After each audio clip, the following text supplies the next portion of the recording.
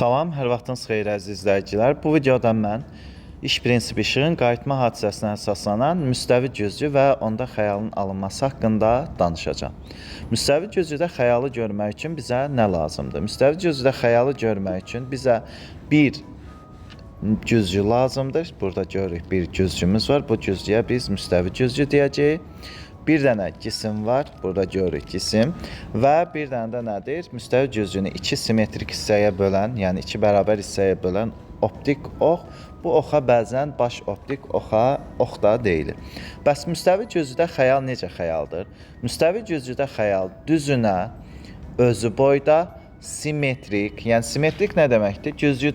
Cisimdən cüzcüyə qədər olan məsafə nədirsə, cüzcüdən xəyalına qədər olan məsafədə eyni boydadır. Deməli, nə dedik? Müstəvi cüzcüdə xəyal düzünə, həqiqi, düzünə, məfhumi və özü boyda xəyaldır. Bəs məfhumi xəyal nədir? Məfhumi xəyal, əgər xəyal şüaların uzantılarının kəsmə nöqtəsində alınırsa, bu xəyala biz məfhumi xəyal, amma şüaların özünün kəsmə nöqtəsində alınırsa, bu xəyala biz həqiqi xəyal deyəcəyik. İndi diqqətlə baxırıq, buradakı cismin xəyalı görəsən necə xəyal? Bax, fikir verin, cismin bu xəyalıdır. Bəs cismin özünün ölçüsü nədirsə, xəyalının ölçüsü də biraz öncə dedik, eyni boydadır. Baxırıq, cismin öz ölçüsü nə qədərdir? 60 cm. Bəs xəyalının ölçüsü nə qədərdir? Bu da 60 cm. Yəni, cismin ölçüsü nədirsə, xəyalının ölçüsü də nədir? Eyni qədər olacaq. Biz bilirik ki, cismin ölçüsünü kiçik H hərfi ilə işarə eləyirik. Bəs xəyalın ölçüsü nədir? Böyük H hərfi ilə işarə olunur. Cisimdən cüzcüyə qədər olan məsafə nə qədərdirsə, buna biz D məsafəsi deyirik və cisim məsafəsidir. Cüzcüdən xəyalına qədər olan məsafədə, yəni cismin xəyalına qədər olan məsafədə eyni qədər olacaq və buna da nədir? F deyirik və xəyal məsafəsi deyirik. Onda biz cisimlə cüzcü arasındakı, xəyalı arasındakı məsafə nə qədər olacaq? Cisimlə xəyalı arasındakı məsafə olacaq D plus nə? F qədər olacaq. Bax, bu məsafəyə biz deyirik cisimlə xəyalı arasındakı məsafə deyəcək. Bəs bunun həqiqi və ya məfhumi olduğunu necə görürük? Diqqətlə baxaq. Biz uzantıların kəsmə nöqtəsində alınırsa, bu xəyala biz necə xəyal demişdik? Məfhumi xəyal demişdik. İndi diqqətlə baxaq görək. Həqiqətən də uzantıların kəsmə nöqtəsində alındı, yoxsa diqqətlə baxsaq görərik ki, bəli, uzantıların, şüaların özünün yox, uzantılarının kəsmə nöqtəsində alındı. Diqqətlə baxırıq. Burada şüa gəlir. Bax. Şüa gəldi.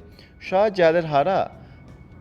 Cüzün üzərinə düşür və onun uzantılarının kəsmə nöqtəsində nəyi alındı? Xəyal alındı.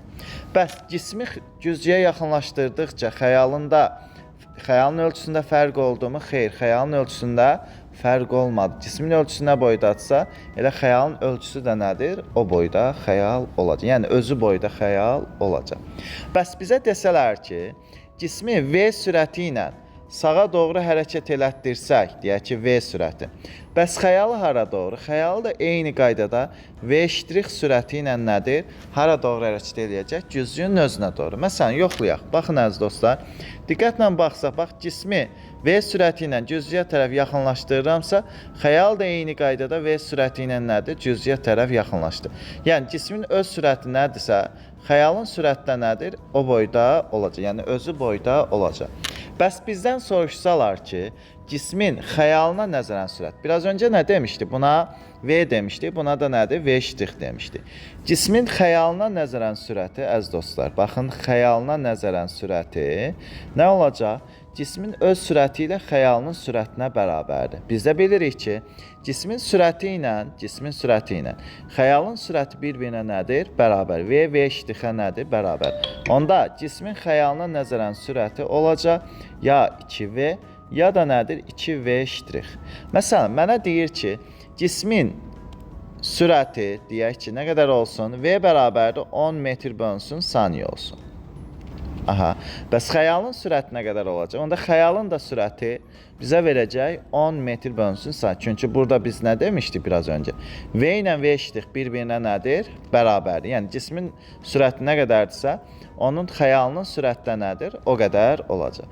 Və bizə desələr ki, cismin xəyalına nəzərən sürəti nə qədər olacaq? Cismin xəyalına nəzərən sürəti, onda mən yazacağam, baxın.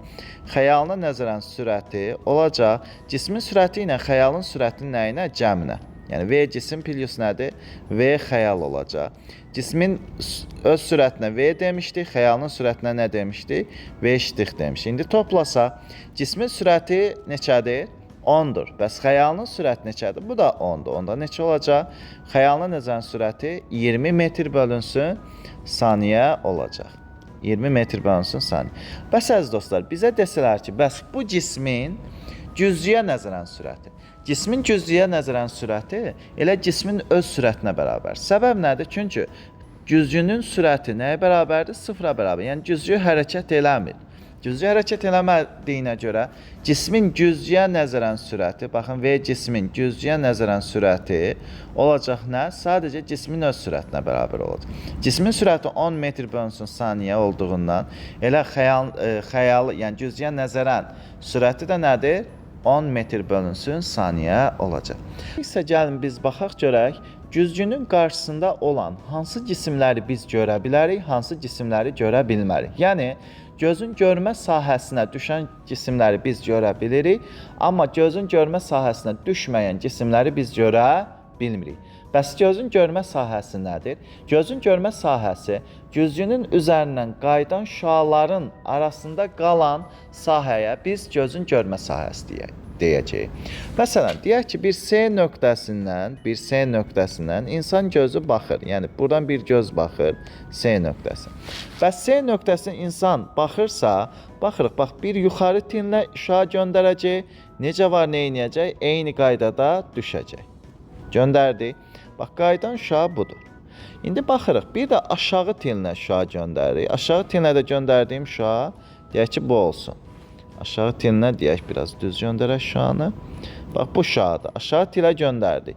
Bəs bu düşən şüa necə var? Bilirik də, gözün iş prinsip işığın qayıtma hadisəsinə əsaslanır. Bax, bu formada qayıt. Bəs insan gözü hansı şüalar, hansı cisimləri görə bilər?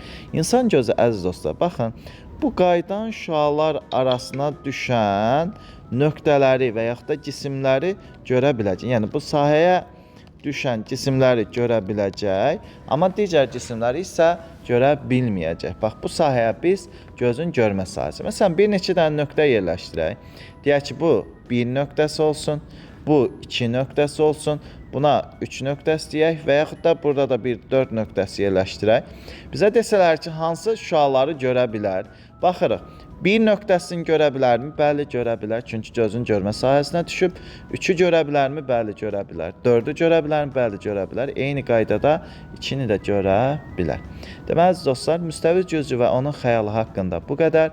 Növbəti video izahlarda görüşmək ümidi ilə sağ olun, özünüzdən müğayət olun.